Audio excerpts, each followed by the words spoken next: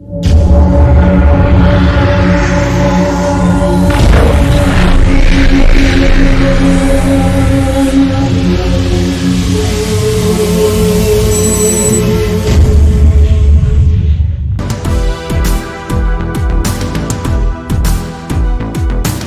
My self doctor Sameer Kumar, biology faculty of royal institute.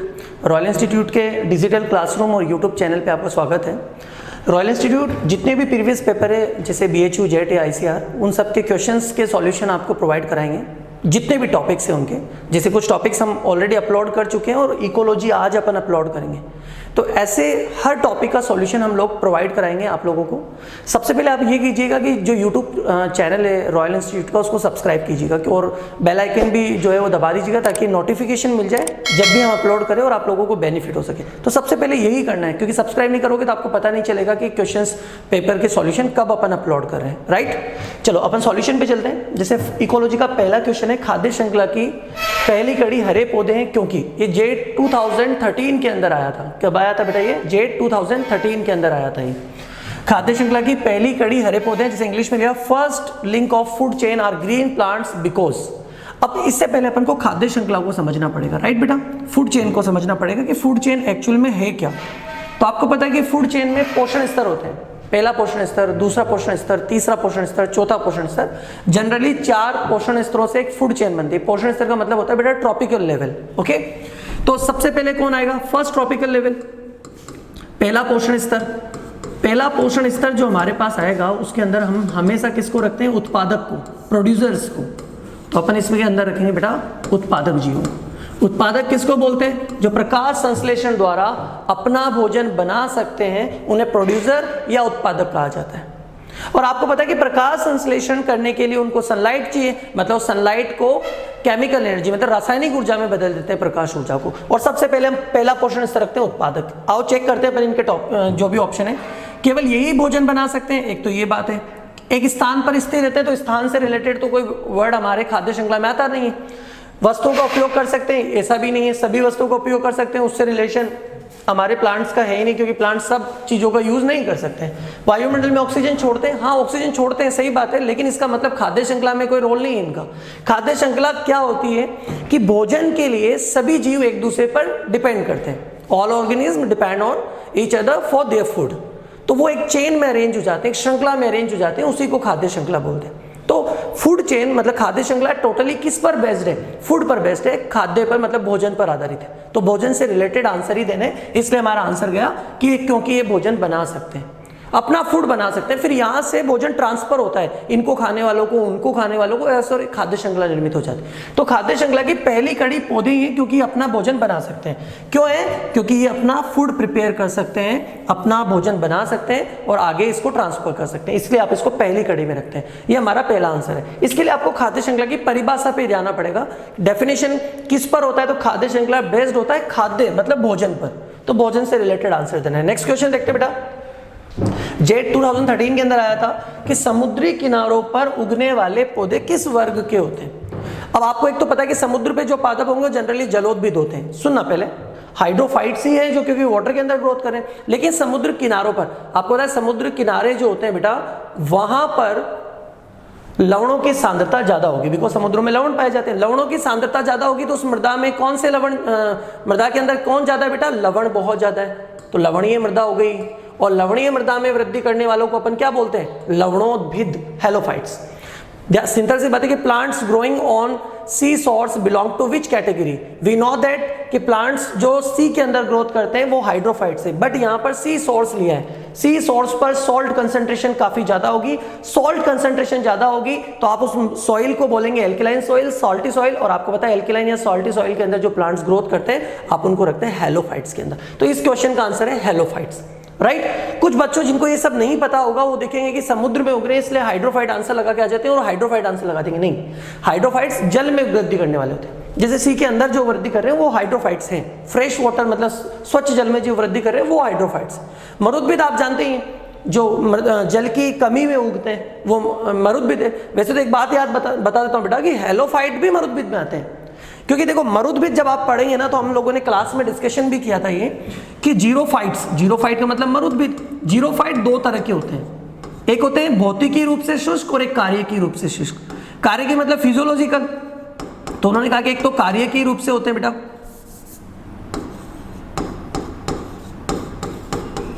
कार्यकी रूप से शुष्क होते हैं, और एक भौतिकी रूप से शुष्क होते हैं, फिजिकल रूप से होते हैं। अब क्या है कार्यकी और भौतिकी का मतलब? कार्यकी का मतलब है कि इनके पास जल है लेकिन वो उसका यूज नहीं कर पा रहे हैं, उनको अब्जॉर्व नहीं कर पा रहे हैं, अवशोषित नहीं कर पा रहे हैं जल को, ये होते हैं कार्यकी। तो हेलोफाइट्स है क्या कि मृदा में जल है लेकिन वो मृदा से जल नहीं ले पा रहे क्योंकि मृदा में लवणों की सांद्रता ज्यादा है जो जल को जाने से रोक रही है। तो वाटर होने के बाद भी ये वाटर का यूज नहीं कर पा रहे, तो ये कार्यकी जीरोफाइट है।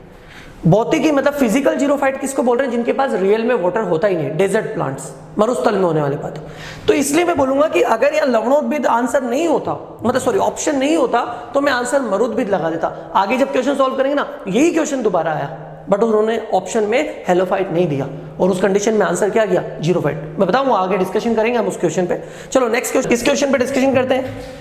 जल निमग्न पौधों में जल एवं खनिज लवणों का अवशोषण होता है, मतलब ये पूछ रहा है बेटा सबमर्ज प्लांट के लिए। अब बेटा वैसे सबमर्ज प्लांट दो तरह के होते हैं, कुछ होते हैं फ्री फ्लोटिंग जो अंदर की तरफ पानी के अंदर फ्रीली तैरते रहते हैं, उनमें रूट सिस्टम जो है वो जमीन से टच नहीं होता है या रूट सिस्टम नहीं होता है। कुछ होते हैं रूटेड सबमर्जेड जो जल के अंदर होते हैं लेकिन वो जड़ से स्थिर होते हैं, जड़ों से जुड़े होते हैं भूमि से। तो सबमर्ज प्लांट वाटर के अंदर होते हैं। तो सबमर्ज में इन्होंने यहाँ तो हमें नहीं बताया है कि वो फ्री फ्लोटिंग है या फिर वो रूटेड है, मतलब जड़ीय है, जुड़े हुए हैं। तो आप मान के चलेंगे कि वो तैरने वाले प्लांट्स है, सबमर्ज प्लांट है, मतलब जल के अंदर है। तो सिंपल सी बात है, वो रूट सिस्टम से अटैच्ड है नहीं, तो वो मिनरल्स और वाटर अब्जॉर्प्शन रूट से नहीं करेंगे, वो किससे करेंगे? जनरल, क्योंकि बहुत सारे सबमर्ज प्लांट हैं जिनके अंदर रूट सिस्टम ही नहीं है, मूल तंत्र ही नहीं है, तो फिर वो कैसे करेंगे? इससे ध्यान रखना, मैक्सिमम सबमर्ज प्लांट जो है, मतलब ज्यादातर जो जल निमग्न पौधे हैं जो जल में डूबे हुए होते हैं, वो जल खनिज या गैसों का अवशोषण जो एक्सचेंज करते हैं, विनिमय करते हैं या अवशोषण करते हैं, वो किसके द्वारा करते हैं? सॉरी, सामान्य सतह के द्वारा, सरफेस के द्वारा, जनरल सरफेस ऑफ प्लांट्स के द्वारा। ध्यान रखना। अब जनरली गैसेज एक्सचेंज के लिए तो आता है कि हाइड्रोफाइट जो जल के अंदर होते हैं वो गैसेज एक्सचेंज कैसे करते हैं, तो हमारा आंसर होता है कि जनरल सरफेस के थ्रू। लेकिन जल एवं खनिज लवणों का अवशोषण भी सबमर्ज प्लांट किससे करते हैं? जनरल सरफेस ऑफ प्लांट से करते हैं, मतलब पौधे की जो सामान्य सतह है उसी से वो जल या मिनरल अवशोषण कर सकते हैं। इंपॉर्टेंट क्वेश्चन था, ध्यान रखना बेटा। और अगर कुछ ना दे, केवल पूछे कि पौधों में जल और खनिज का अवशोषण होता है, मतलब आप उन्होंने कहा सबमर्ज की जगह केवल प्लांट्स वर्ड दे दिया, तब आप आंसर लगा देंगे किसके? मूल रोम, रूट हेयर के थ्रू। रूट हेयर से वाटर अब्सॉर्ब होता है, मिनरल्स, नॉर्मल प्लांट। लेकिन यहाँ बात कर रहे हैं सबमर्ज, जल निमग्न पौधों की, जल में डूबे हुए पौधों की, तो वो सामान्य सतह के द्वारा जल एवं खनिजों का अवशोषण करते हैं। नेक्स्ट क्वेश्चन लेते हैं बेटा अपन, किस पौधों में जलोद्भिद और मरुद्भिद दोनों के गुण मिलते हैं? अभी थोड़ी देर पहले बात करी अपन ने, समुद्र के किनारों पर जो प्लांट है उनको अपन बोलते हैं हेलोफाइट। हेलोफाइट का मतलब होता है बेटा लवणोद्भिद पादप, राइट। और आपको पता है कि हेलोफाइट, अभी मैंने थोड़ी देर पहले बताया था, किसका एक विशेष रूप है? मरुद्भिद का एक विशेष रूप है, कार्यकी मरुद्भिद, फिजिकल जीरोफाइट्स।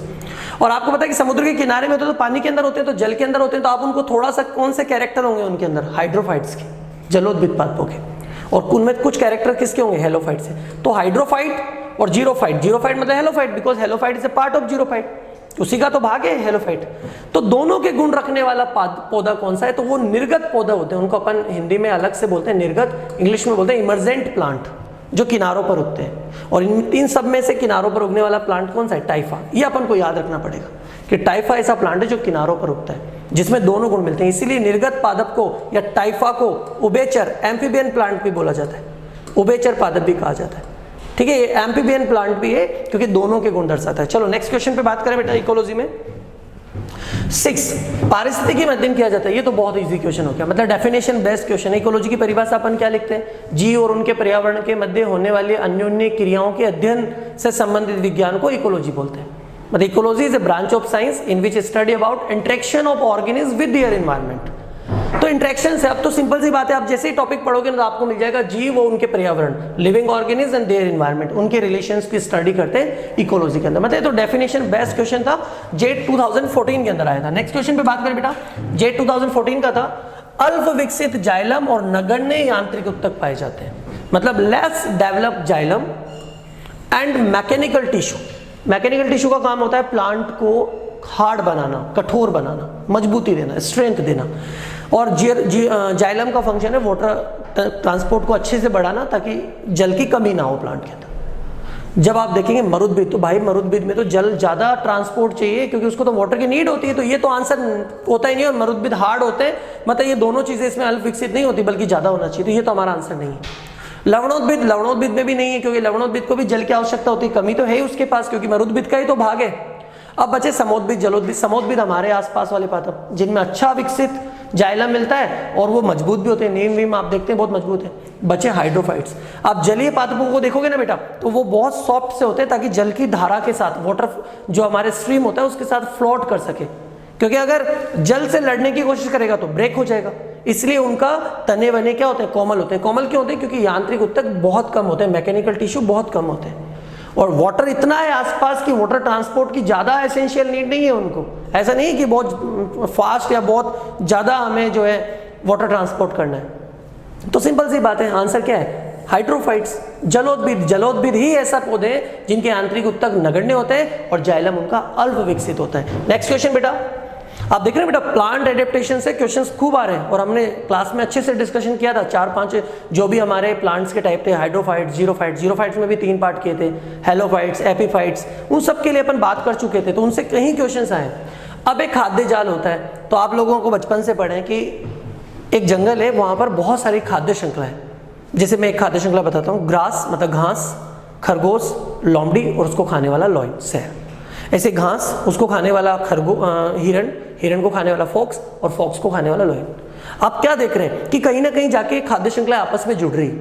ऐसे एक फॉरेस्ट के अंदर बहुत सारी खाद्य श्रृंखलाएं होती है और वो आपस में जुड़ जाती है और उनके जुड़ने से एक जाल बन जाता है, उसी को बोलते हैं खाद्य जाल। तो खाद्य जाल क्या है? तो सिंपल सी बात है, ये रहा जुड़ी हुई खाद्य श्रृंखलाएं आहार श्रृंखलाओं के रूप में। जो खाद्य श्रृंखलाएं जुड़ी होती है, कनेक्टेड फूड चेन्स को क्या बोलते हैं? खाद्य जाल। ये तो भी डेफिनेशन बेस्ड क्वेश्चन है। हाँ, मैं आप लोगों को बताता हूँ, खाद्य जाल जितना ज्यादा जटिल कॉम्प्लेक्स होगा, फूड वेब जितना ज्यादा कॉम्प्लेक्स होगा, वो इकोसिस्टम उतना ही स्ट्रॉन्ग होगा, मजबूत होगा, स्टेबल होगा, स्थायी होगा। कैसे? जैसे मैं आपको एक इमेजिन कराता हूँ कि घास है जंगल में और उसको खाने के लिए एक ही जानवर अवेलेबल है, एक ही एनिमल अवेलेबल है जिसका नाम है रैबिट, खरगोश। खरगोश को खाने वाले 5 एनिमल है और उनको खाने वाले लॉयन वगैरह 5-6 हैं। ये बहुत सिंपल सा खाद्य जाल है, कोई ज्यादा आपस में फंसा हुआ खाद्य जाल नहीं। कुछ वजह से खरगोश लुप्त हो गए, एक्सटिंक्ट हो गए रैबिट, तो क्या होगा पता है? खरगोश खत्म होने से फूड की कमी हो जाएगी, भोजन की कमी हो जाएगी और ऊपर वाले 5 जानवर मर जाएंगे, उनको खाने वाले भी मर जाएंगे और पूरा इकोसिस्टम तबाह हो जाएगा। लेकिन अगर घास को खाने वाले 5 है और 5 को खाने वालों के पास जिन्हें उनके पास ऑप्शन है, जैसे फॉक्स है, चलो कोई बात नहीं, खरगोश लुप्त हो गया, एक्सटिंक्ट हो गया, तो मैं हिरण से काम चला लूंगा, हिरण भी चला गया तो मैं किसी बकरे से काम चला लूंगा, गोट से काम चलाऊंगा, ऐसे ऑप्शन है उसके पास। तो इकोसिस्टम खत्म नहीं होता है, इकोसिस्टम मजबूत रहेगा, स्टेबल रहेगा। तो याद रखना, एक complex food web always represent a stable ecosystem. एक जटिल खाद्य जाल हमेशा एक स्थायी पारिस्थितिक तंत्र को दर्शाता है। ओके, चलो नेक्स्ट क्वेश्चन पे बात करते हैं। क्वेश्चन नंबर जेट 2014 के अंदर क्वेश्चन आया था, पारिस्थितिक तंत्र में ऊर्जा का मूल स्रोत क्या है? अब आपको पता है कि पारिस्थितिक तंत्र में सबसे पहले प्रकाश संश्लेषण होता है, फिर पादपों के अंदर भोजन इकट्ठा होता है, कार्बनिक पदार्थ, ऑर्गेनिक मैटर इकट्ठा होता है, फिर वो आगे ट्रांसफर होता रहता है धीरे धीरे ऑर्गेनिज्म के अंदर, राइट। और आपको पता है प्रकाश संश्लेषण किससे होता है? सूर्य के प्रकाश से। तो हमारे इकोलॉजी में जो एनर्जी आई उसका मूल स्रोत, मेन सोर्स क्या है? सनलाइट, सूर्य का प्रकाश। बाद में तो क्या हुआ, उसको कन्वर्ट किया प्लांट ने, लाइट एनर्जी को कन्वर्ट किया केमिकल एनर्जी में। हमने जानवरों ने क्या किया, जो हर्बीवोरस शाकाहारी, उन्होंने प्लांट्स को खाया, उसको स्टोर किया as a organic matter, as a tissue, फिर उनको खाने वाले ने उसे ट्रांसफर किया। तो आप लोग तो क्या कर रहे हो, बस एनर्जी को ट्रांसफर कर रहे हो, जनरेट नहीं कर रहे हो। तो ऊर्जा का हमारे लिए स्रोत कौन है? सनलाइट। तो बहुत इजी सा क्वेश्चन था कि सूर्य का प्रकाश मूल स्रोत है, सनलाइट हमारा मेन सोर्स ऑफ एनर्जी है for the ecosystem. Next question कि भारतीय गन्ना संस्थान, ये सब आपको रटने पड़ेंगे बेटा, इकोलॉजी में इस तरह के जनरल साइंस रिलेटेड क्वेश्चंस आते हैं। भारतीय गन्ना संस्थान स्थित है। अब इसमें भी 2 चीजें बेटा, एक तो रिसर्च से रिलेटेड है, रिसर्च, जैसे इन्होंने इंग्लिश में सही दिया हुआ है, Indian sugar cane breeding institute in situated. यहाँ ब्रीडिंग वर्ड नहीं दिया देखो कहीं भी, क्योंकि गन्ने से रिलेटेड 2 इंस्टीट्यूट है, एक ब्रीडिंग से रिलेटेड मतलब प्रजनन से रिलेटेड एक है, और एक बेटा रिसर्च अनुसंधान से रिलेटेड है। अनुसंधान मतलब एक तो रिलेटेड है research centre, Indian sugar cane research institute, एक तो वो है, और एक है ब्रीडिंग इंस्टीट्यूट। अगर प्रजनन के लिए पूछा है तो आंसर है कोयम्बटूर, और अगर अनुसंधान के लिए पूछता तो आंसर क्या देता? लखनऊ। लेकिन क्वेश्चन क्या पूछा, देखो हिंदी में इन्होंने कंप्लीट नहीं दिया लेकिन इंग्लिश में कंप्लीट दिया था। Indian sugar cane breeding institute is in situated in, मतलब ब्रीडिंग इंस्टीट्यूट के लिए पूछ रहा है तो आंसर है कोयम्बटूर। लेकिन अगर रिसर्च के लिए पूछता इसी की जगह कि भारतीय गन्ना अनुसंधान संस्था कहाँ है, Indian sugar cane research institute कहाँ पर है, तो हमारा आंसर होता है लखनऊ। दोनों का ध्यान रखना, मैं दोनों चीजें आप लोगों को एक्सप्लेन कर रहा हूँ। नेक्स्ट क्वेश्चन पे चले बेटा। मूल गोप रूट केप नहीं मिलता। अभी मैंने थोड़ी देर पहले हाइड्रोफाइट्स की बात कर रहा था कि कुछ हाइड्रोफाइट्स ऐसे, कुछ जलोदबिद पादप ऐसे जिनमें मूल गोप ही नहीं मिलती, रूट केप ही नहीं होता, तो आपका आंसर तो आपके पास है। वही क्वेश्चन रिपीट हो रहा है, जलोदबिद। कहीं जब रूट ही नहीं होगा तो रूट केप कहां से होगी, तो मूल गोप जलोदबिद भी नहीं होती। वैसे एक चीज बताता बेटा, मूल गोप तो आपने कहा कि जलोदबिद भी नहीं होती। वोल्फिया एक प्लांट है, एक प्लांट है वोल्फिया, ये वोल्फिया हाइड्रोफाइट ही है।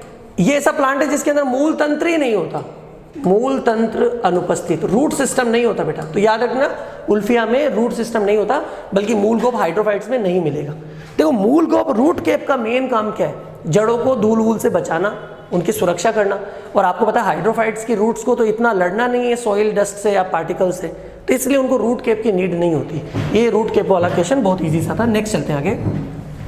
निम्न में से मरुद्भिद को चिन्हित कीजिए। एग्जाम्पल बेस्ड क्वेश्चन है, रटना पड़ेगा बेटा। ब्रेसिका आपको पता है क्या मरुद्भिद है क्या, नहीं है, सरसों के लिए बात करें उसी फैमिली से। कस्कुटा ये परजीवी पादप है जिसको अमरबेल बोलते हैं अपन। हाइड्रिला हाइड्रोफाइट्स है, जल में उगने वाला प्लांट। कैपेरिस, कैपेरिस है रियल जीरोफाइट, ये रियल जीरोफाइट है, बेर जिसको अपन बोलते हैं। ये मरुद्भिद पादप है जो जल की कमियों में उगते हैं। तो ये तो एग्जाम्पल बेस्ड है, आपको एग्जाम्पल्स याद करने पड़ेंगे। नेक्स्ट पे चले बेटा, नेक्स्ट क्वेश्चन। तो क्वेश्चन इज कि समुद्र किनारे, यही क्वेश्चन मैं बता रहा था, आपको बात कर रहा था ना कि यही क्वेश्चन आपको दोबारा मिलेगा। समुद्र किनारे उगने वाले पौधे की तरह गुण है। अब समुद्र किनारे कौन से प्लांट होते हैं, लवणोद्भिद। क्या ऑप्शन में आपको हेलोफाइट लवणोद्भिद दिख रहे हैं क्या, नहीं दिख रहे हैं सर। और मैंने कहा कि लवणोद्भिद नहीं है तो आंसर क्या लगाना है, जीरोफाइट मरुद्भिद। ये ऑप्शन थोड़ा सा ऊपर नीचे देख लेना, मरुद्भिद एग्जैक्टली यही आंसर देना है हमें, क्योंकि समोद्भिद तो हमारे आसपास वाले पादप है, जलोद्भिद जलोद्भिद निवंगन अलग पादप है जो अंदर की तरफ होता है, किनारे वाले पादप वो लवणोद्भिद है जो मरुद्भिद की तरह लक्षण दर्शाते हैं। ओके बेटा, नेक्स्ट क्वेश्चन पे बात करते हैं अपन, क्वेश्चन नंबर 14 अपने अकॉर्डिंग। वैसे जेट 2016 में आया था। जो पौधे कम प्रकाश तीव्रता पर सबसे अच्छा बढ़ते हैं, बहुत अच्छा क्वेश्चन है, वेरी गुड क्वेश्चन, बिकॉज इसमें एक वर्ड छुपा हुआ है जिस पर अपन जनरली ध्यान नहीं देते। उन्होंने कहा plants which grow best at lower light intensity, मतलब वो अगर कम तीव्रता आप उनको दोगे तो वो काफी अच्छे से ग्रोथ करेंगे। पहले मैं इन 4 शब्दों का मतलब आपको समझाता हूं। First is हीलियोफाइट। हीलियोफाइट जो प्रकाश, उच्च प्रकाश तीव्रता पर उगते हैं, उच्च प्रकाश तीव्रता पर उगने वाले प्लांट्स, राइट। मतलब आप सीधा सा यहां लिख लो, उच्च तीव्रता पर उगने वाले प्लांट्स, उच्च तीव्रता। तो जो उच्च तीव्रता पर उगते हैं आप उनको बोलते हैं हीलियोफाइट, प्रकाश की अच्छी तीव्रता है वहां पर। और जो छाया में उगते हैं, या मैं बोल दूं कि कम तीव्रता में उगते हैं, कम तीव्रता के अंदर उगने वाले प्लांट्स को आप क्या बोलेंगे, उनको अपन बोलते हैं सीओफाइट्स। इनके पास और ऑप्शन नहीं है, ये प्रकाश की ज्यादा तीव्रता में नहीं उग सकते और ये प्रकाश की कम तीव्रता में, इनके पास ऑप्शन नहीं है। क्वेश्चन में पूछा है सबसे अच्छा बढ़ते हैं, इसका मतलब है कि अगर आपने कम तीव्रता नहीं भी दी तो भी वो वृद्धि कर सकते हैं, लेकिन अगर आप कम तीव्रता देंगे तो वो ज्यादा वृद्धि करेगा। अब मेरी बात सुनना, एक है वैकल्पिक सीओफाइट। वैकल्पिक सीओफाइट का मतलब है कि ऐसे प्लांट जो उच्च तीव्रता पर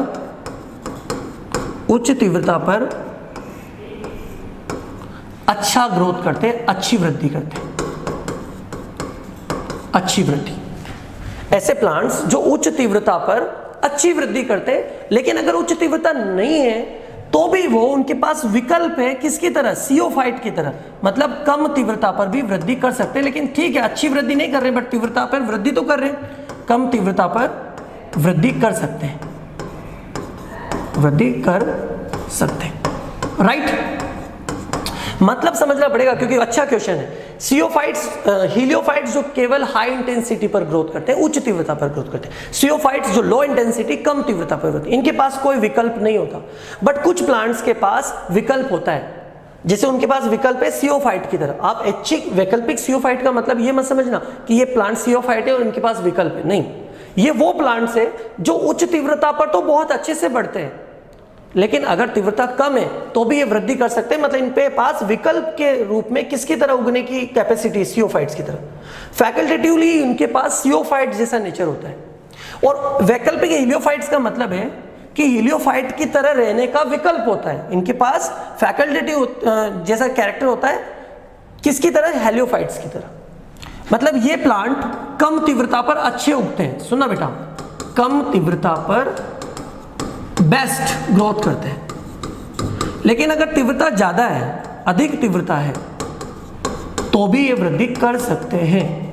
वृद्धि क्या करते हैं, वृद्धि कर सकते हैं, मतलब इनके पास विकल्प है। अब क्वेश्चन क्या है, इन्होंने कहा कि कम प्रकाश तीव्रता पर अच्छा बढ़ते हैं। अच्छा बढ़ते हैं मतलब कि अगर आपने तीव्रता कम की तो बहुत अच्छी वृद्धि करेंगे, लेकिन तीव्रता कम नहीं है तो भी ये वृद्धि कर सकते हैं। और जब चारों डेफिनेशन में देखोगे ना तो कम तीव्रता पर बेस्ट है, मतलब आंसर हमारा वैकल्पिक हीलियोफाइट है, फैकल्टेटिव हेलियोफाइट्स। मैंने चारों के डेफिनेशन लिखा था, डेफिनेशन मस्ट है, अदरवाइज आप या तो सियोफाइट लगा दोगे या वैकल्पिक सियोफाइट लगा दोगे, आंसर गलत हो जाएगा। अच्छा क्वेश्चन था बेटा, बहुत अच्छा, क्योंकि ये लैंग्वेजेस है, आपको सबके बारे में पता होना चाहिए, तब आप ये क्वेश्चन सॉल्व करेंगे। Got it? चलो आगे चलते हैं नेक्स्ट क्वेश्चन पे। क्वेश्चन 15, पारिस्थितिक तंत्र के लिए होलोसीन शब्द का गठन किसने किया? अच्छा एक बात, जब आप जेट इकोलॉजी के पेपर देखोगे लास्ट 10 ईयर के या आईसीआर के देखोगे तो आपको लगेगा कि इकोलॉजी में कोई ना कोई क्वेश्चन है जो आउट ऑफ सिलेबस आता है, जिसको स्टूडेंट्स नहीं कवर कर पाते, क्योंकि इकोलॉजी ब्रॉड सब्जेक्ट है और आप हर साल आपको कोई ना कोई क्वेश्चन मिलेगा। इवन टीचर्स भी उसको बाद में ऐड करते हैं कि यार इसको भी, इससे रिलेटेड टॉपिक को भी अपन ऐड कर देते हैं, क्योंकि वो अनएक्सपेक्टेड होता है, क्योंकि इकोलॉजी ब्रॉड है, कहीं से भी उठा के देते हैं। जैसे मैं ये होलोसीन क्या है एग्जैक्टली बेटा, एक शब्द है हमारे पास पारिस्थितिक तंत्र, इकोसिस्टम। पारिस्थितिक तंत्र शब्द दिया था टेंसले ने, लेकिन हमारे जो रामदेव मिश्रा थे उन्होंने उसी पारिस्थितिक तंत्र इकोसिस्टम शब्द की जगह बायोसिस्टम वर्ड यूज किया। ठीक है, कार्ल मोबियस एक साइंटिस्ट थे, उन्होंने उसकी जगह बायोसिनोसिस वर्ड यूज किया। ऐसे अलग अलग साइंटिस्ट ने इकोसिस्टम को अलग अलग टर्म्स दी। उसी में एक साइंटिस्ट है फेडरिक, और इन्होंने इकोसिस्टम के लिए कौन सा टर्म यूज किया? होलोसीन। देखो पारिस्थितिक तंत्र के लिए होलोसीन शब्द का गठन किसने किया? फेडरिक्स ने किया 1930 के अंदर। कार्ल मोबियस ने बायोसिनोसिस बोला, थीमेन ने इसको कुछ और बोला। ऐसे हर एक साइंटिस्ट ने अलग अलग टर्म यूज की, और ये बिलीव कीजिए कि किसी भी कंडीशन में पॉसिबल नहीं है कि आप अगर किसी एक वर्ड को 20 नाम से जान सको। तो ये अनएक्सपेक्टेड क्वेश्चन है। Most of the student, even 99% student इस क्वेश्चन को या तो छोड़ देते हैं या गलत अटेम्प्ट करते हैं, इसको नहीं सॉल्व कर सकते क्योंकि अनएक्सपेक्टेड और out of the syllabus question है। यहाँ पर फेडरिक्स से आप चाहो तो याद कर सकते हो कि होलोसीन शब्द जो है वो फेडरिक्स ने दिया। ओके बेटा, नेक्स्ट क्वेश्चन। ओजोन छिद्र की इकाई है। देखो ओजोन छिद्र की इकाई आपको पॉल्यूशन पढ़ाते समय हर लेक्चर में या अपने से जो भी टीचर्स थे उन्होंने बार बार अपन ने बताया है, और इवन क्वेश्चन पेपर में भी कई बार दिया है कि बहुत इंपॉर्टेंट है। ओजोन छिद्र की इकाई जो है वो है डॉप्सन। डॉप्सन है, डीयू से इसको रिप्रेजेंट करते हैं। ध्यान रखना 1 DU इक्वल टू 1 ppb, ये भी आपको मैंने बताया था कि 1 डॉप्सन 1 ppb की इक्वल होता है, और डॉप्सन ही ओजोन छिद्र की इकाई। अब ओजोन छिद्र क्या है? तो आपको पता है कि हमारे वायुमंडल में परतें हैं। 16 किलोमीटर तक शोभ मंडल ट्रोपोस्फीयर, 16 से 50 किलोमीटर तक स्ट्रेटोस्फीयर समताप मंडल। समताप मंडल में ओजोन परत, ओजोन गैस की एक परत पाई जाती है, लगभग 3 mm मोटी होती है, कुछ जगह 4 mm होती है, लेकिन मोस्टली 3 mm इसकी जो है वो मोटाई होती है। ये स्ट्रेटोस्फीयर में, मतलब समताप मंडल में 16 किलोमीटर से 25 किलोमीटर के बीच में मिलती है। और इसका मेन काम होता है कि जो सनरेज में अल्ट्रावायलेट रेज आती है, पराबैंगनी किरणें आती है, उनको अवशोषित करती है और हम लोगों को बचाती है कैंसर, म्यूटेशन, इन सब चीज़ों से। लेकिन हम लगातार पॉल्यूशन कर रहे हैं। बेसिकली सबसे इंपॉर्टेंट क्लोरोफ्लोरोकार्बन है, इस गैस का यूज कर रहे हैं। ये एक शीतलक है, फ्रीजिंग एजेंट है ये ठंडे करने में, या फिर इसको हम एज ए फ्यूल यूज करते हैं जेट और एरोप्लेन्स के अंदर। तो CFC से क्या होता है बेटा कि CFC इस ओजोन परत को धीरे धीरे पतला कर रहा है। कुछ जगह पर ये इतनी पतली हो गई कि एक छिद्र के रूप में दिखाई देती है। जैसे आपको पता है कि निम्बस 7 सैटेलाइट है, एक सैटेलाइट है बेटा निम्बस, अपने नासा का। कौन सा सैटेलाइट? निम्बस 7 सैटेलाइट नासा का। इन्होंने अंटार्कटिका में फर्स्ट ओजोन होल को ऑब्जर्व किया था, पहला ओजोन छिद्र देखा था, तो इससे रिलेटेड हमारी बात हो गई। ओके नेक्स्ट बना, नेक्स्ट क्वेश्चन। 3 माइल आइलैंड और चेरनोबिल किसका उदाहरण है? ये बिल्कुल NCERT का क्वेश्चन है। NCERT, जब आप 12th NCERT देखोगे उसके अंदर चैप्टर नंबर 16 के अंदर आपको परमाणु नाभिकीय दुर्घटनाएं, मतलब परमाणु से संबंधित जो टॉपिक है अपना, जिसको हम रेडियो एक्टिव प्रदूषण बोलते हैं, रेडियो एक्टिव पॉल्यूशन बोलते हैं, उसमें आप पढ़ेंगे कि 3 माइल और चेरनोबिल घटना दोनों न्यूक्लियर एक्सीडेंट से रिलेटेड है। किससे एक्सीडेंट से रिलेटेड? न्यूक्लियर। एनसीईआरटी की लाइन है बेटा। 3 माइल जो होता ना वो यूएसए के अंदर हुआ था, यूएसए के अंदर 1979 के अंदर, और जो चेरनोबिल है ये यूक्रेन के अंदर हुआ था बेटा। किसमें? यूक्रेन। और यूक्रेन में ये कब हुआ था बेटा? 1986 के अंदर। तो 1986 की है और 3 माइल 1979 यूएसए में। तो ये 3 माइल और चेरनोबिल किसका उदाहरण है? ये न्यूक्लियर डिजास्टर, न्यूक्लियर एक्सीडेंट के एग्जांपल्स है। नेक्स्ट पे चले बेटा क्वेश्चन जेट 2016 का है। एक एकल समुदाय में प्रजातियों की संख्या को क्या कहते हैं? सुनना पहला। विविधताएं 3 प्रकार की होती है, अल्फा, बीटा एंड गामा। जैव विविधता अल्फा, बीटा और गामा में हमें थोड़ा सा डिफरेंसेस देखने हैं। अल्फा क्या है? अल्फा है बेटा एक ही समुदाय में या एक समुदाय में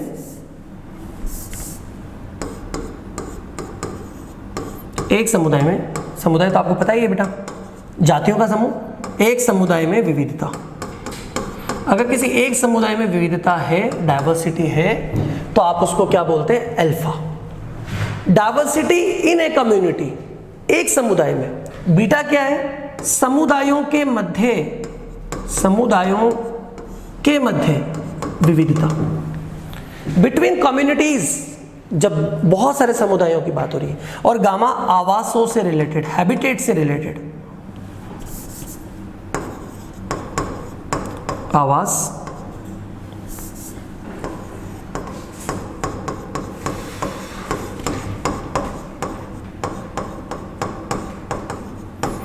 तो हैबिटेट आवास से रिलेटेड, बहुत सारे आवासों के अंदर बिटवीन हैबिटेट, बिटवीन जो भी अपने रीजन्स होते हैं जहां हम रहते हैं, लोकल एरियाज, जो भी हमारा हैबिट है, जो हमारे आवास है, उनके मध्य विविधता गामा है। समुदायों के मध्य पूछे तो बीटा है, और एक समुदाय में पूछे तो अल्फा है। तो यहाँ आंसर हमारा क्या है? अल्फा, बिकॉज एक एकल समुदाय में पूछा हुआ है, इन एक कम्युनिटी पूछा हुआ है। तो diversity are 3 type, alpha, beta and gamma. Alpha diversity means diversity within a community, beta means diversity between communities, and gamma is diversity between habitats, आवासों के मध्य विविधता है। ये इसका आंसर बहुत इजीली हम अल्फा कर देंगे। नेक्स्ट क्वेश्चन, भारत में पारिस्थितिकी जनक किसे कहा जाता है? रटने वाला क्वेश्चन है। प्रोफेसर रामदेव मिश्रा है, क्योंकि देखो बीरबल साहनी ये तो जीवाश्म विज्ञान, पैलेंटोलॉजी के जनक है, फादर ऑफ पैलेंटोलॉजी, जीवाश्म विज्ञान के जनक है। प्रोफेसर शिवराम कश्यप, तो आपको पता है ये ब्रायोफाइटा के अध्ययन से रिलेटेड है ना, ब्रायोलॉजी के फादर है। प्रोफेसर पंचानन माहेश्वरी, पी माहेश्वरी, आप लोगों को बताया था embryology of angiosperm, flooring plants में जो उसके फादर है, तो एम्ब्रियोलॉजी के जनक। ये एम्ब्रियोलॉजी के, ये ब्रायोलॉजी के, ये पैलेंटोलॉजी के। प्रोफेसर रामदेव मिश्रा भारतीय पारिस्थितिक तंत्र मतलब इंडियन इकोलॉजी के जनक है। ये क्वेश्चन भी आपको याद होना चाहिए। नेक्स्ट, IUCN का मुख्यालय क्या है? IUCN का पूरा नाम international union for conservation of nature and natural resources, पूरा नाम भी पूछ सकते हैं। I मतलब इंटरनेशनल, U का मतलब यूनियन, C का मतलब है conservation for nature and natural resources, मतलब नेचर और नेचुरल रिसोर्सेज दोनों का कंजर्वेशन करना है। N का मतलब हो गया नेचर एंड नेचुरल रिसोर्सेज। तो international union for conservation of nature and natural resources, उसको हम IUCN बोलते हैं। इसका मुख्यालय स्विट्जरलैंड में। ध्यान रखना 1945 के अंदर इसको स्टेबलाइज किया था, 1945 में से बनाया था। रेड डाटा बुक को ये देखता है, व्हाइट डाटा बुक को देखता है, एक्सटिंक्ट एनिमल की लिस्ट ये बनाता है IUCN।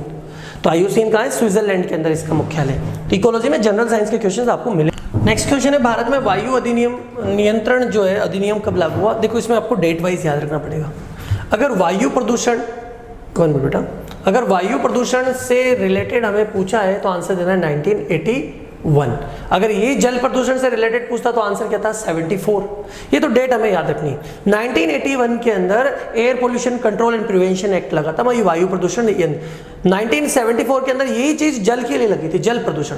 87 जो ये डेट दी है ना, ये भी प्रदूषण से रिलेटेड है। एक्चुअली क्या बेटा, जो साउंड पोल्यूशन होता है, ध्वनि प्रदूषण, उसको एयर पोल्यूशन के अंदर लिया था। साउंड पोल्यूशन जो होता है उसको वायु प्रदूषण में सम्मिलित किया 1987 के अंदर। तो ये 3 डेट आपके यूजफुल है, यहाँ डेट हमें रटनी होती बेटा। 1981 आपने कहा कि वायु प्रदूषण से रिलेटेड है, 74 जल प्रदूषण से रिलेटेड, और 87 में साउंड पोल्यूशन को एयर पोल्यूशन का एक भाग बना दिया गया था। तो ये अपना नेक्स्ट क्वेश्चन है। उसके बाद अपन नेक्स्ट क्वेश्चन पे चलते हैं बेटा। नेक्स्ट, निम्न में से कौन सी दुर्लभ प्रजाति, वही बेटा, ये भी वैसे ये क्वेश्चन हमारा जो है वो इकोनॉमिक बॉटनी से है। लेकिन इकोलॉजी और इकोनॉमिक बॉटनी दोनों में हम प्लांट्स को लेते हैं, तो हमने यहाँ ले लिया कि कौन से दुर्लभ प्रजाति है। दुर्लभ मतलब रेयर, जो बहुत कम पाई जाती है। अब आपको पता है कि प्रोसोफिस सिनेरिया, प्रोसोफिस खेजड़ी बहुत मिलता है, क्या कम ही है क्या? नहीं है, तो ये आंसर हो सकता है। मैंजीफेरा इंडिका आम, मैंगो बहुत ज़्यादा मिलता है। केसिया ओरिगुलो, केसिया भी हमारे अंदर बहुत ज़्यादा है, अकेशिया वगैरह बहुत ज़्यादा होते हैं। ये जो क्लोरोफाइटम बोरीविलियनम लिखा हुआ है ना, ये है बेटा सफ़ेद मूसली, व्हाइट मूसली जो होती है, और आपको पता है सफ़ेद मूसली रेयर है, तो हमारा आंसर है क्लोरोफाइटम बोरीविलियनम। इन्होंने क्या किया बेटा, इन्होंने प्लांट के नाम नहीं दिए, उनके बॉटनिकल नेम दे दिए, इसलिए क्वेश्चन थोड़ा सा टफ बन गया है। इसमें अपन को इतने नाम याद रखने पड़ेंगे तब अपन इसका आंसर है। वैसे अगर कोई अच्छा बच्चा है ना तो वो इजीली जानता है कि प्रोसोफिस, मैंजीफेरा और केसिया बहुत ईजी प्लांट्स है, बहुत एबडेंट प्लांट्स है, बहुत ज़्यादा मिलने वाले प्लांट्स है, तो ईजिली आंसर लगा सकते हैं क्लोरोफाइटम। नेक्स्ट क्वेश्चन, हमारा नेक्स्ट क्वेश्चन बेटा, ऊर्जा प्रवाह का वाई प्रतिरूप किसने दिया? देखो यहाँ ओडम ने दिया, लेकिन ओडम दो है, एचटी ओडम, ईपी ओडम। एक आपने पढ़ा पारिस्थितिक तंत्र के जनक कौन है, तो वो है EP Odum, father of ecosystem. EP Odum कौन है बेटा? Father of ecosystem. और एचटी ओडम ने वाई प्रतिरूप मॉडल दिया था, तो एनर्जी का वाई प्रतिरूप मॉडल किसने दिया? मॉडल दिया बेटा एचटी ओडम ने। ये क्या है थोड़ा सा अपन समझते हैं इसको, मैं थोड़ा सा इसको आपको समझा देता हूँ।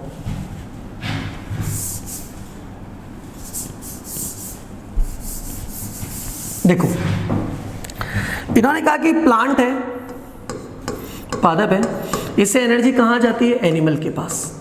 केवल एनिमल के पास नहीं जाती है, ये एनर्जी दो फॉर्म में जाती है। कैसे? देखो दोबारा मैं आपको बताता हूँ। प्लांट, अगर प्लांट को किसी एनिमल ने खा लिया तो ये एनर्जी चली गई एनिमल के पास, ऊर्जा। या फिर प्लांट की डेथ हो गई तो इसको अपघटन करेंगे कौन? अपघटक, डिकम्पोजर्स, तो ये अपघटक के पास चली गई। ऐसे एनिमल से एनर्जी कहाँ चलेगी? दूसरे एनिमल के पास। जैसे मैंने यहाँ खरगोश लिया था तो फॉक्स के पास चली गई, तो ये एनिमल के पास, उसको अगर खा लिया, और नहीं तो इसकी डेथ होगी तो कौन ले लेगा? अपघटक। तो ये वाई शेप में ऊर्जा का प्रभाव होता है, इसको बोलते हैं वाई ऊर्जा मॉडल, एनर्जी फ्लो मॉडल जो है वो। और ये किसने दिया था बेटा? तो ये आपको मैंने बता दिया कि ये आपको दिया था एचटी ओडम। ईपी ओडम तो कौन थे? EP Odum father of ecosystem थे, तो ये थोड़ा सा अपन को ध्यान रखना है, राइट। चलो नेक्स्ट क्वेश्चन पे अपन बात करते हैं बेटा।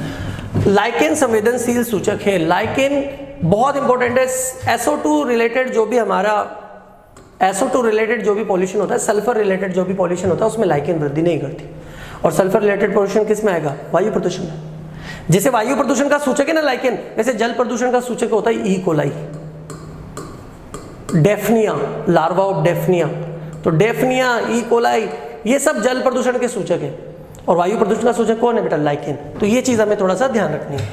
उसका नेक्स्ट क्वेश्चन है हरित पट्टी आंदोलन। मैंने कहा था ना, कोई क्वेश्चन ऐसा होगा जो आप अनएक्सपेक्टेड होगा, आप उसके बारे में सोच भी नहीं सकते। जैसे ये था बेटा ग्रीन बेल्ट मूवमेंट, 2017 के अंदर था, अनएक्सपेक्टेड क्वेश्चन था ये। इसका आंसर मैं आपको बताता हूँ, वंगारी मथाई, ये आपको रटना ही पड़ेगा, इससे पहले कभी ना तो पढ़ाया जाता था ना कोई रेफरेंस बुक में था। हाँ, थोड़ा आप सोच के जरूर आंसर दे सकते हो। अमृता देवी आपको पता है चिपको आंदोलन से संबंधित है, 1731, 1731 जोधपुर के अंदर।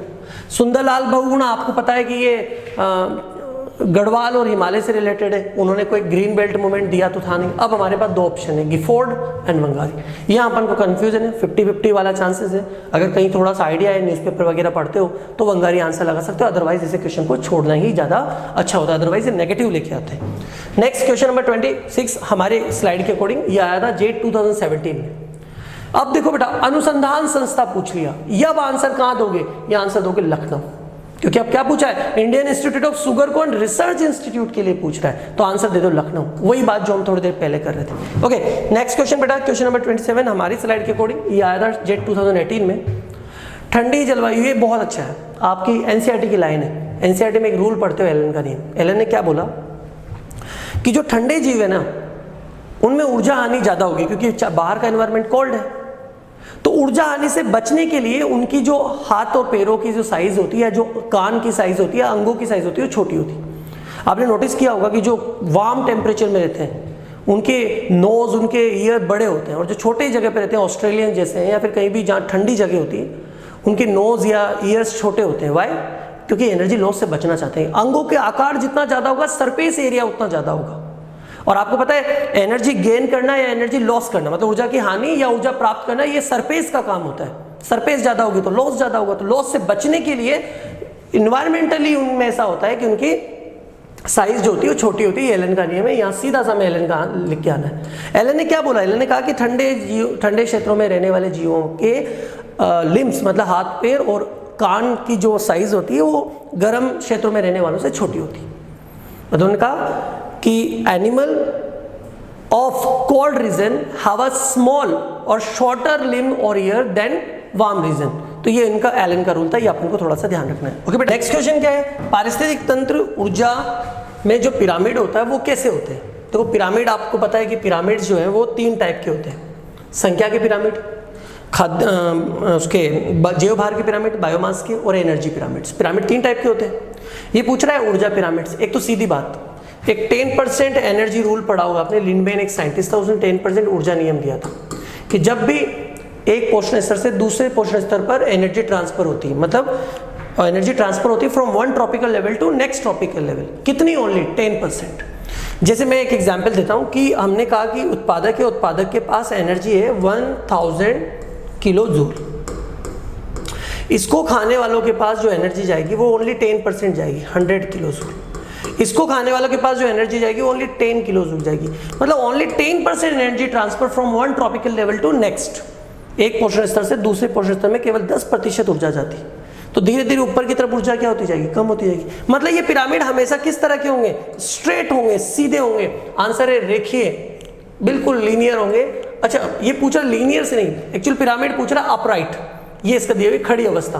वैसे इंग्लिश में इसको खड़ी अवस्था नहीं बोलना चाहिए, क्योंकि आप लोगों को पता है कि 2 टर्म्स आती है आप लोगों में। कौन सी 2 टर्म्स? एक तो खड़ी अवस्था और एक खड़ी फसल। Standing state and standing crop, दोनों अलग अलग हो जाती है। यह खड़ी अवस्था दिया तो वह ठीक है, अच्छी बात है, बट यहाँ पर सिंपल लिखा होना चाहिए, सीधे अपराइट। क्योंकि खड़ी अवस्था आप जो बोल रहे हो ना, तो आपके दिमाग में स्टैंडिंग स्टेट आ सकता है, अकार्बनिक पदार्थों की मात्रा से जो संबंधित होता है। ठीक है, लेकिन इस सिचुएशन को इंग्लिश देखेंगे तो अपराइट, मतलब इसका मतलब ही खड़ी अवस्था को अपराइट बोला हुआ है यहाँ पर। और हमारा आंसर जो है खड़ी, क्योंकि सब के सब पिरामिड्स अपराइट होंगे, सीधे होंगे, खड़े वाले अपराइट होंगे। सीधे होना चाहिए, लेकिन ठीक है खड़ी अवस्था दिया तो अपन मेंशन कर सकते हैं। और रेखीय, लीनियर भी इस तरह को लीनियर बोलते हैं, लेकिन लीनियर से ज्यादा अच्छा शब्द हमारे पास है यहाँ पर अपराइट, सीधे पिरामिड्स होते हैं। तो पारिस्थितिक तंत्र में ऊर्जा के पिरामिड जितने भी होते हैं, किसी भी पारिस्थितिक तंत्र में बना लो आप, चाहे जलीय तंत्र में बना लो, चाहे स्थलीय में बना लो, चाहे वृक्ष तंत्र में बना लो, मरुस्थल में बना लो, ये पिरामिड्स हमेशा अपराइट होंगे, सीधे होंगे। ठीक है, तो ये हमारा पिरामिड से रिलेटेड क्वेश्चन है। नेक्स्ट क्वेश्चन पे अपन बात करें तो लिखा है कि पारस्परिक क्रिया जिसमें एक जाति को लाभ पॉजिटिव और दूसरी को न लाभ और न ही हानि होती, मतलब जीरो। आपको अपन ने अन्योन्य क्रियाएं पढ़ाए थे, interactions between species in a community. तो कम्युनिटी में जातियों के मध्य बहुत सारी क्रियाएं होती, कुछ ऐसे होते हैं जिसमें दोनों फायदा उठाते हैं, एक जिसमें एक को फायदा एक को नुकसान होता है, जिसमें किसी में दोनों को नुकसान होता है। ये पूछ रहे कि एक ऐसा रिलेशन है जिसमें एक जाति को तो फायदा हो रहा है, one species benefited, other is no harm and no harm और नाइदर बेनिफिट। तो अब सीधी सी बात है कि एक को कोई इफेक्ट नहीं, अनइफेक्टेड है, और एक पॉजिटिव है, मतलब उसको बेनिफिट हो रहा है। तो ये रिलेशन कौन सा है? अब अपन को चारों रिलेशन, परजीविता का मैंने बताया, 1 पॉजिटिव 1 नेगेटिव।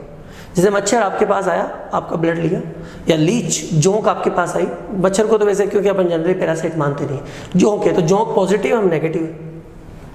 उसके अलावा सह उपकारिता की बात करें, कॉमन सेल, देखो अभी इन्होंने थोड़ा सा इंग्लिश में भी आप ध्यान रखना, परजीविता पैरासिटिज्म प्लस नेगेटिव। फिर सह उपकारिता जिसको म्यूचुअलिज्म बोल रहे हैं, सिम्बायोटिक रिलेशन, इसमें दोनों के दोनों पॉजिटिव होते हैं, दोनों जातियों को लाभ होता है। कॉमन सेलिज्म, एक को पॉजिटिव एक को जीरो होता है, आपको पता है, जैसे बगुले और भैंस के बीच में, ग्रेट बर्ड्स और एनिमल्स के बीच में, कैटल के बीच में जो रिलेशनशिप होता है, एक को फायदा होता है एक को कोई नहीं। ऑर्किड एंड मैंगो के बीच में आपको सब लिखवाया हुआ है मैंने ना बेटा। और ये अंतर जातीय में, मतलब एमेंसेलिज्म में -0, एक को नुकसान एक को नहीं। जैसे कि वो मैंने बताया था पेनिसिलियम फंगाई पेनिसिलिन रिलीज करती है, उससे उसको कोई फर्क नहीं पड़ता, लेकिन उसकी वजह से बैक्टीरिया मर जाते हैं।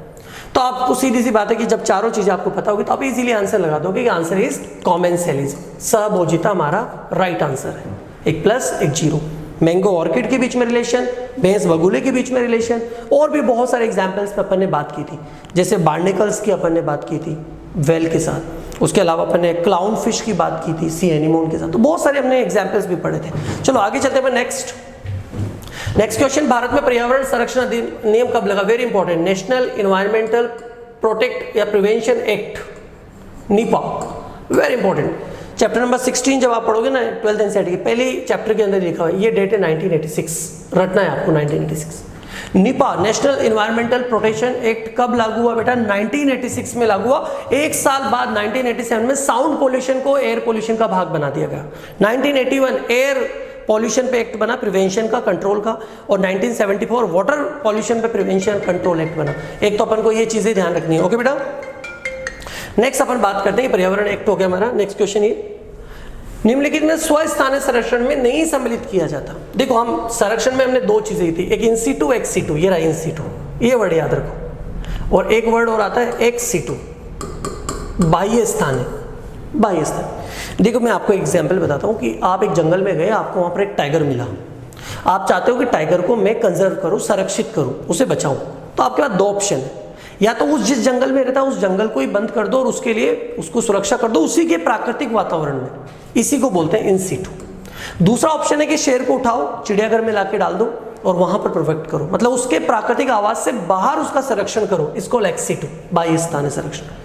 अब देखो नेशनल पार्क उसी के प्राकृतिक आवास में डाला जाता है, वन्य जीव अभ्यारण्य उसी के प्राकृतिक आवास में, जैव मंडल संरक्षण क्षेत्र आवास में, लेकिन जंतुलय जूलॉजिकल पार्क ये बनाए जाते हैं और यहाँ पर संरक्षित किया जाता है। मतलब किसी जीव को उसके प्राकृतिक आवास से बाहर कहीं और ले जाके संरक्षित करना, वो होता है एक्स सीटू, और उसी के प्राकृतिक आवास में संरक्षित करना इन सीटू। तो पूछा कि इन सीटू कौन नहीं है, तो हमारे पास इन सीटू में सीधा सा ऑप्शन हो गया कि जूलॉजिकल पार्क नहीं है, हमारा आंसर हो गया zoological park. Next question, question number 32 हमारी स्लाइड के अकॉर्डिंग, ये जेट 2018 में था। राष्ट्रीय वानस्पतिक शोध संस्थान national botanical research institute Lucknow में, याद करना है आपको, जनरल साइंस के क्वेश्चन से याद रखना पड़ेगा कौन सा इंस्टीट्यूट कहाँ है, एग्रीकल्चर में से अपने रिपीट होता रहता है तो प्रॉब्लम वाली बात नहीं है। नेक्स्ट क्वेश्चन, नेक्स्ट क्वेश्चन है क्रमिक पोषण स्तर पर, क्रमिक पोषण स्तर मतलब है एक पोषण स्तर से दूसरे, दूसरे से तीसरे, तीसरे से चौथे, उससे पांचवें, मतलब इसका मतलब हो गया कि जो ये रहा सक्सेसिव ट्रॉपिकल लेवल, क्रमिक पोषण स्तर। अविषाक्तता की सांद्रता में वृद्धि होने का क्या मतलब है? अविषाक्तता मतलब होता है टॉक्सिक, जो जहरीले पदार्थ होते हैं। इन्होंने कहा कि अपन एक शब्द पढ़ते हैं जैव आवर्धन, ये दिया हुआ है, पहला आंसर है तो मैं बता देता हूँ लेकिन समझा देता हूँ। जैव आवर्धन हमारे एनसीईआरटी मिलते हैं। हमने कहा कि कुछ ऐसे विषाक्त तत्व है, टॉक्सिक एलिमेंट्स है जो नॉन बायोडिग्रेडेबल होते हैं, मतलब अनअपघटनीय होते हैं, उनका अपघटन नहीं हो पाता। तो अगर वो जल में है तो जल से मछलियों में चले जाएंगे, मछलियों से उनको खाने वाले में चले जाएंगे, और ऐसे देखेंगे कि एक पोषण स्तर के बाद दूसरे पोषण स्तर में उनकी सांद्रता बढ़ती जा रही है, क्योंकि एक मछली बहुत सारा जल पिएगी, एक मछली जो बड़ी मछली होती है वो हजारों छोटी मछलियों को खाएगी, तो धीरे धीरे वो उनके बॉडी में इकट्ठा होता रहेगा और सांद्रता बढ़ती रहेगी। एग्जाम्पल भी दिया हुआ था हमारे एनसीईआरटी में, याद है ना आप लोगों को, जो फिश के दिया था कि जब पादप पल्लवक, जंतु पल्लवक, छोटी मछलियां, बड़ी मछलियां और पक्षी में 25 ppm तक हो गया था, और नीचे अपन को 0.05 ppm तक ही था, वो बढ़ के 25 ppm हो गया, उसी को बोलते हैं जैव आवर्धन। क्रमिक पोषण स्तर पर विषाक्तता की सांद्रता का बढ़ना ही क्या होता है? जैव आवर्धन। Increase in the concentration of toxin of the successive tropical level is called biomagnification. Next point, next point, दो जातियों के बीच वो पारस्परिक क्रिया, उनको बोला है कि एक को नुकसान होता है, दूसरा प्रभावित होता है, जीरो, मतलब एमेन्सेलिज्म की बात कर रहे हैं, मैं ऑलरेडी समझा चुका हूं एमेन्सेलिज्म। एमेन्सेलिज्म को यहां गलत लिखा हुआ हिंदी में, क्योंकि परभक्षण का मतलब होता है पैरासिटिज्म, सही बात है। म्यूटेलिज्म का मतलब होता है सहभोजिता, तो ये थोड़ा ऑप्शन चेंजेस है। एमेन्सेलिज्म को इंग्लिश में, हिंदी में अपन यहाँ पर लिखा हुआ है असहभोजिता। वैसे तो अंतर्जातीय परजीविता को बोला जाता है हिंदी में एमेन्सेलिज्म, लेकिन इस वाली कंडीशन में, क्योंकि आपको पता है प्रतिस्पर्धा मतलब तो होता है कॉम्पिटिशन, अपन लोगों को भी पता है कि कॉम्पिटिशन होता है। सहभोजिता का मतलब होता है म्यूटेलिज्म, ये भी अपन को पता है। पैरासिटिज्म का मतलब होता है परजीविता, हालांकि इन्होंने परभक्षण दिया हुआ है लेकिन परजीविता, क्योंकि इंग्लिश हिंदी इन्होंने थोड़ा गलत किया हुआ है। परभक्षण का मतलब प्रेडेशन होता है यहाँ पर, मतलब या तो पैरासाइट सही मान लो या परभक्षण सही मान लो, लेकिन हमारा आंसर नहीं है। हमारा आंसर है -0, ये होता है एमेन्सेलिज्म। इंग्लिश में क्लियर दिया हुआ है, हिंदी में थोड़ा सा कंफ्यूजन होगा, पर आपको पता है परभक्षण अलग चीज है, प्रतिस्पर्धा अलग चीज है, सहभोजिता अलग चीज है। असहभोजिता को अपन एमेन्सेलिज्म बोल रहे हैं, तो हमारा आंसर गया असहभोजिता। जब भी कभी हिंदी में कंफ्यूजन होना बेटा, इंग्लिश एक बार देख लिया करो, क्योंकि इंग्लिश में क्लियर दिया हुआ है एमेन्सेलिज्म। हिंदी में एक ही शब्द के बहुत सारे नाम है, तो किस नाम से आ रहा है आपको पता ही नहीं चलेगा, आप सोचोगे यार ये तो पढ़ा ही नहीं। उससे ज्यादा बेटर है कि एक बार इंग्लिश में पढ़ने का ट्राई करो। जो क्वेश्चन आपको हिंदी में नहीं आ रहा है, ये मत सोचो कि यार अपन ने पढ़ा ही नहीं, हो सकता है आपने पढ़ा है लेकिन वो किसी और वर्ड से आया हुआ है, तो आप इंग्लिश को एक बार देख लो और फिर आंसर सॉल्व कर लो, राइट। तो ये हमारा 33 का आंसर हो गया कि एमेंसेलिस मतलब असंभोजित इसका आंसर है। नेक्स्ट पे चलते हैं, पर्यावास विखंडन, इसको बोला है हैबिटेट फर्मेंटेशन। आपको एक चैप्टर नंबर 15 में एक टॉपिक आता है जैव विविधता हानि के कारण, और उसमें पहला कारण अपन बोलते हैं आवासों की क्षति और विखंडन। आवासों का विखंडन और आवासों की क्षति। हम रोज जो है क्या कर रहे हैं, अपन खेत के लिए जंगलों को काट रहे हैं, फैक्ट्रियों के लिए जंगलों को काट रहे हैं, और उन्हें एक तरह से हम पर्यावरण से अलग कर रहे हैं उनको काट के, और क्षेत्रीय विखंडन कर दिया अपन ने।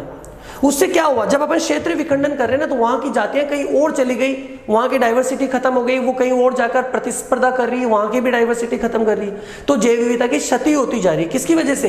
पर्यावास विखंडन की वजह से। तो ये क्या बढ़ा रहा है, इधर उधर जाने की जातियों की क्षमता को बढ़ा रहा है। जातियां जो इधर उधर नहीं जाती थी वो जबरदस्ती मूव कर रही है एक जगह से दूसरी जगह पर, और वहां जाकर भी प्रतिस्पर्धा कर रही है, जातियों को लुप्त कर रही है, तो जैव विविधता की क्षति हो रही है। तो पूछा कि what is the result of habitat fragmentation. जब भी आप हैबिट फ्रेगमेंटेशन करोगे आपके यूज के लिए, फैक्ट्री लगाने के लिए, क्रॉपलैंड्स के लिए या ग्रासलैंड्स के लिए, तो वहां की जो स्पीसीज है वो कहीं और चली जाएगी, तो increasing migration nature of species बढ़ जाएगा। तो यहां पर हमारा आंसर हो गया कि उनका प्रवास क्षेत्र बढ़ जाएगा। नेक्स्ट क्वेश्चन, शुद्ध प्राथमिक उत्पादकता, ये पूछ रहा है एनपीपी नेट प्राइमरी प्रोडक्टिविटी, एक होता है जीपीपी ग्रॉस प्राइमरी, इसको बोलते हैं सकल उत्पादकता। मैं आपको समझाता हूं कि एक पादप है, उसने एक दिन में 5 केजी ग्लूकोज बनाया, 5 केजी ग्लूकोज, ये उन्होंने बनाया, मतलब प्लांट का जो प्रोडक्शन ना, टोटल प्रोडक्शन, उसको बोलते हैं जीपीपी। लेकिन 5 केजी ग्लूकोज में उस प्लांट ने पूरे दिन में 1 केजी खुद के लिए यूज कर लिया, रेस्पिरेशन में, श्वसन में, बचा कितना? 4 केजी, उसको बोलते हैं एनपीपी। और एनपीपी जो बच जाता है, क्योंकि प्लांट ने 5 केजी बनाया, 1 केजी यूज कर लिया, बचा कितना? 4 केजी, वो क्या कर लेता है? अपने अंदर स्टोर कर लेता है पादप। किसके लिए? मतलब जो स्टोर हो गया उसको कौन खा रहा है? उसको जंतु खा रहे हैं, परभक्षी जीव, जैसे गाय आके पत्ती खा गई, पत्ती के अंदर जो संचित भोजन था उसने खा लिया। तो एक तरह से अपन यूं बोल सकते हैं कि जो एनपीपी होता है ना, जिसको पादप स्टोर करते हैं, वो एक्चुअल में किसी और के लिए उपलब्ध भोजन है। किसके लिए? परभक्षियों के लिए। भाई परभक्षियों के लिए, या अपन यूं बोल दें कि उपभोक्ताओं के लिए, जो उसको खाते हैं, उपभोक्ता में परभक्षी और ये सभी आते हैं। तो अपन ने पूछा एनपीपी क्या है, तो बोल रहा है उपभोक्ताओं द्वारा जैविक पदार्थ के उत्पादन की दर। नहीं नहीं नहीं भाई, उपभोक्ता तो एनपीपी को खा के काम चलाते हैं, वो कहां से एनपीपी बनाएंगे? तो एनपीपी ये तो नहीं होती, उपभोक्ताओं द्वारा नहीं, फिर ये गलत हो गया, उपभोक्ता नहीं बना सकते एनपीपी, एनपीपी तो उपभोक्ता खाते हैं। ये रहा अपघटक द्वारा जैव भार के उपयोग की दर। नहीं, अपघटक का तो कोई सीन ही नहीं, पादप स्टोर करेंगे तो उसको तो जंतु खाएंगे। ये रहा हमारा आंसर। परपोषी, जो दूसरों पर निर्भर करते हैं, द्वारा खपत के लिए उपलब्ध जैव भार। अब आपको पता है कि परपोषी जो होते हैं वो दूसरों पर डिपेंड करते हैं फूड के लिए, भोजन के लिए, तो वो उनके लिए उपलब्ध कौन होता है? एनपीपी। भाई पादप ने बनाया जीपीपी, खुद के लिए यूज कर लिया, यूज के बाद जो बचा वो एनपीपी, और वो किन के लिए बचा? दूसरों के लिए। तो आंसर है कि परपोषियों द्वारा खपत के लिए जो उपलब्ध जैव भार है। Question is net primary productivity defined is, what is the net primary productivity? तो आपने कहा कि one is a GPP, GPP मतलब gross primary productivity, total production of plant is called GPP.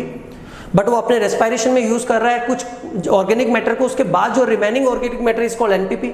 NPP को स्टोर कर लेता है फॉर द हर्बीवोरस, मतलब हेट्रोट्रॉप्स के लिए।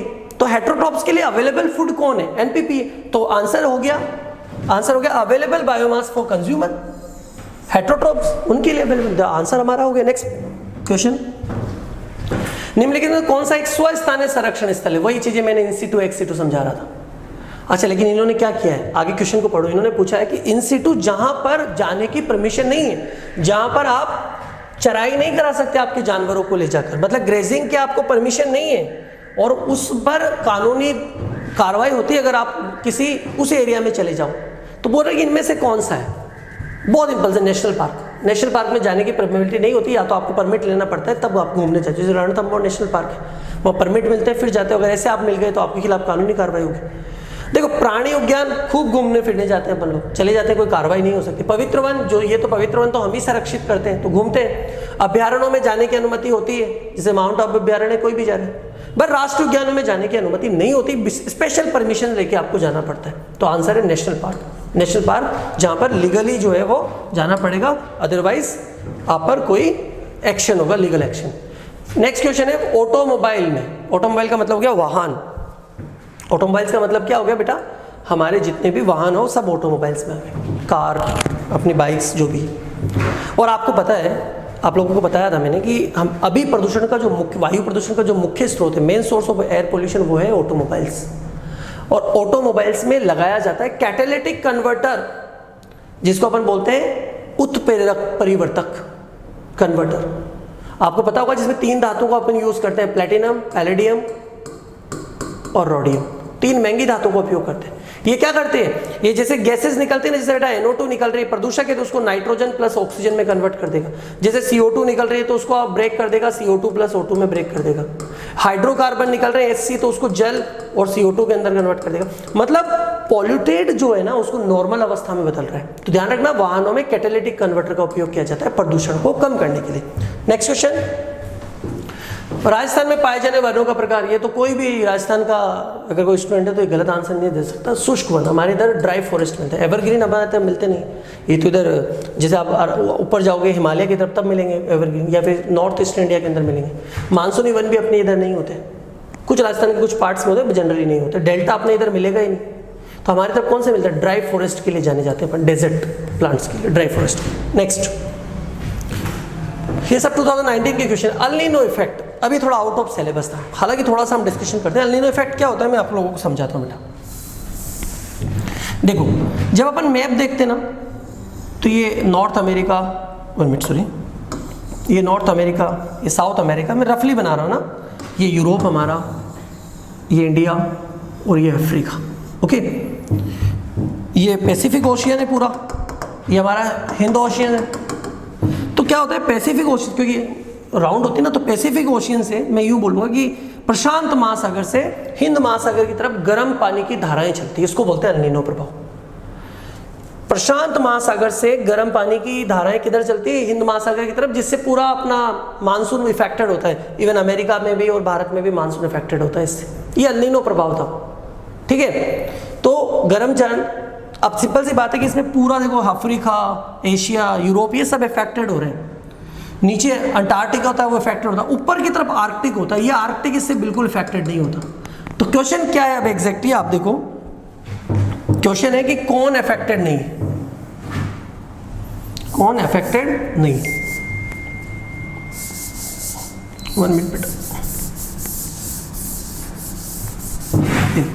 कहा कि अल नीनो प्रभाव नहीं देखा जाता, या उसका कहां प्रभाव नहीं होता, तो हिंद महासागर में तो होता है, प्रशांत महासागर भी होता है, अब आर्कटिक, अंटार्कटिक के नीचे अंटार्कटिक भी होता है, तो कौन नहीं होता, आर्कटिक नहीं होता। तो हमारा आंसर है आर्कटिक ओशियन अल नीनो प्रभाव में नहीं देखा जाता, उसका इफेक्ट वहां पर नहीं। थोड़ा ज्योग्राफी का क्वेश्चन था लेकिन दे दिया है। नेक्स्ट क्वेश्चन पे बात करें बेटा, ग्रीन हाउस गैसों का कॉम्बिनेशन। एनसीईआरटी की बिल्कुल लाइन उन्होंने एक डायग्राम बना के दिया हुआ है कि एनसीईआरटी के अंदर याद है उन्होंने कहा हुआ है कि 60% CO2 रेस्पॉन्सिबल है। कौन, CO2। उन्होंने कहा 20% मैथेन CH4 रेस्पॉन्सिबल है, 20%। उन्होंने कहा CFC क्लोरोफ्लोरोकार्बन 14% रेस्पॉन्सिबल है, और 6% कौन है, N2। तो इन चारों का कॉम्बिनेशन देख लो बेटा, CO2, methane, N2, CFC, that is the right answer. सीधा एनसीईआरटी की लाइन है, सीधा आंसर लगा सकते हो, ग्रीन हाउस गैसों का प्रभाव। नेक्स्ट एक परजीवी खाद्य श्रृंखला, नंबर का पिरामिड, संख्या के पिरामिड। और किस में पूछ रहा है, परजीवी खाद्य श्रृंखला। पहले तो आपको पता होना चाहिए, परजीवी खाद्य श्रृंखला का एक उदाहरण है वृक्ष तंत्र, वृक्ष तंत्र का। और आपको पता है कि वृक्ष तंत्र में पादप की संख्या है 1, उस पर रहने वाले पक्षी हैं 10, और पक्षियों पर रहने वाले कीट हैं हजारों। तो जैसे आप ऊपर बढ़ोगे तो पिरामिड इस तरह का होगा, जिसको हम बोलते हैं उल्टा पिरामिड। वृक्ष तंत्र में, वृक्ष तंत्र में वृक्ष को यूज करने वाले पक्षी, बर्ड्स, और पक्षी को यूज करने वाले कीट। संख्या बढ़ती जाएगी, पिरामिड उल्टा हो जाएगा। Very simple, answer is inverted. Pyramid कौन सा है, इन्वर्टेड पिरामिड। नेक्स्ट क्वेश्चन, तापमान के व्यापक परास को सहन करने वाले, उसमें पनपने वाले जीव क्या कहलाते हैं। देखो 2 वर्ड है, यूरीथर्मल और स्टेनोथर्मल। ये रहा स्टेनोथर्मल, सॉरी, ये दोनों एनसीईआरटी के वर्ड है। होमोथर्मल जिनका तापमान समान रहता है, हेटेरोथर्मल जिनका बदलता है। वो तो बात उन्हीं से, लेकिन बेसिकली एनसीईआरटी में यूरी और स्टेनो के लिए वर्ड यूज किया। यूरीथर्मल को हिंदी में बोला तनुतापी, और स्टेनोथर्मल को बोला प्रतुलतापी। देखो कुछ जीव ऐसे हैं जो तापमान की विभिन्नता को सहन कर सकते हैं, जो 0 डिग्री पे भी मिलेंगे, 50 डिग्री पे भी मिलेंगे, जैसे मानव स्तनधारी जीव है, पक्षी हैं। जो तापमान की परास को सहन कर सकते हैं, लंबी परास में रह सकते हैं, उनको बोलते हैं हम यूरीथर्मल। और जो तापमान की छोटी परास में रहते हैं, जैसे तापमान बदलता है वो गायब हो जाते हैं, जैसे मेंढक वगैरह आपको सर्दियों में नहीं दिखेंगे, सांप नहीं दिखेगा, ये सब होते हैं बेटा। जो अपने तापमान का नियंत्रण नहीं कर सकते उनको अपन बोलते हैं प्रतुलतापी, मतलब स्टेनोथर्मल। तो हमारा आंसर है यूरीथर्मल, तनुतापी। आप इजीली आंसर लगा सकते हो। आपको यूरीथर्मल स्टेनोथर्मल की स्टोरी पूरी 12th की बुक में मिल जाएगी। जो तापमान की बड़ी परास में रहते हैं, जो तापमान को सहन कर सकते हैं, वो यूरीथर्मल, जो नहीं कर सकते वो स्टेनोथर्मल। क्वेश्चन पे हमने आंसर लगा दिया। ये आपका इकोलॉजी सॉल्यूशन। आपने देखो क्या देखा इसमें कि इकोलॉजी से 4 to 5 क्वेश्चन हर ईयर में आ रहे हैं। 4 to 5 क्वेश्चन मतलब अच्छा बैठे से। और 4 to 5 क्वेश्चन में एक क्वेश्चन आउट ऑफ सिलेबस आने के चांसेस हैं। हर 2 साल में एक क्वेश्चन आउट ऑफ सिलेबस आता है। जैसे ये एलनिनो इफेक्ट था, आउट ऑफ सिलेबस मानते हैं अपन इसको। वो ग्रीन बेल्ट मूवमेंट था, आउट ऑफ सिलेबस मानते हैं। वो होलोसीन वर्ड था, आउट ऑफ सिलेबस मानते हैं। कुछ इंस्टीट्यूट के नाम आ जाते हैं। मतलब आप ये मान के चलो कि हर साल आपको 5 में से एक क्वेश्चन आउट ऑफ सिलेबस मिलेगा। अगर आपको आता है तो आप कर लो, अदरवाइज उसमें तुक्का नहीं लगाना है, बिकॉज नेगेटिव करके जाएगा वो। ठीक है बेटा। हाँ, एक और इंपॉर्टेंट बात, हम और नेक्स्ट चैप्टर लेके आएंगे, जो आपको टॉपिक लेके आएंगे जो जेट और आईसीआर वगैरह में क्वेश्चंस आए उन पर, लेकिन आप लोगों को उसकी इंफॉर्मेशन मिल जाए। इसलिए वापस मैं बोल रहा हूँ आपको, यूट्यूब चैनल को सब्सक्राइब कर लो, बेल आइकन को भी दबा लो, ताकि आपको नोटिफिकेशन मिल जाए और आप पूरा बेनिफिट ले सको जो भी प्रीवियस ईयर के क्वेश्चन है। ओके बेटा, थैंक यू।